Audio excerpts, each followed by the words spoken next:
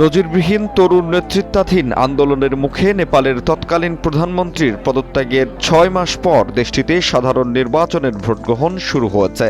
British সংবাদ মাধ্যম the গার্ডিয়ানের মতে এই নির্বাচন বর্তমানে প্রতিষ্ঠিত পুরনো রাজনৈতিক শক্তি এবং একটি শক্তিশালী যুব আন্দোলনের মধ্যে এক উচ্চ ঝুঁকিপূর্ণ লড়াই।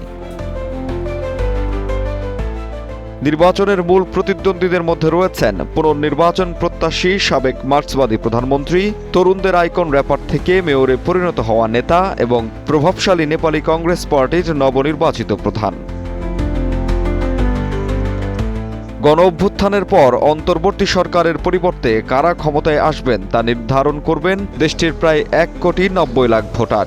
অন্তর্বর্তীকালীন প্রধানমন্ত্রী সুশীলা কার্কি জনগণকে কোনো ভয় ছাড়াই ভোট দেওয়ার আহ্বান জানিয়েছেন। এরই মধ্যে ভোট কেন্দ্রগুলোতে হাজার হাজার সেনা ও পুলিশ মোতায়েন করা হয়েছে।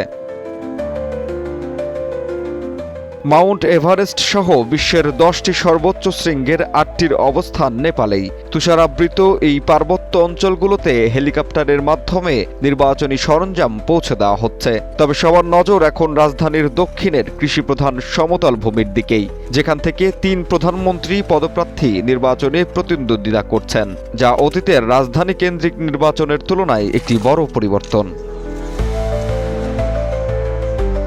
২৭৫ সদস্যের প্রতিনিধি সভায় ১৬৫ সরকারি নির্বাচিত আসনের জন্য ৩,৪০০ জনের বেশি প্রার্থী লড়াই করছেন। বাকি ১১০টি আসন রাজনৈতিক দলগুলোর প্রাপ্ত ভোটের অনুপাতে পূরণ করা হবে।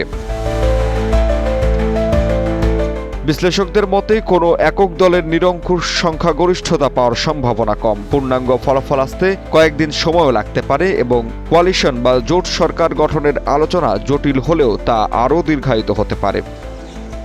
জাহিদ হাসান সাব্বির, বাংলানিউজ 24।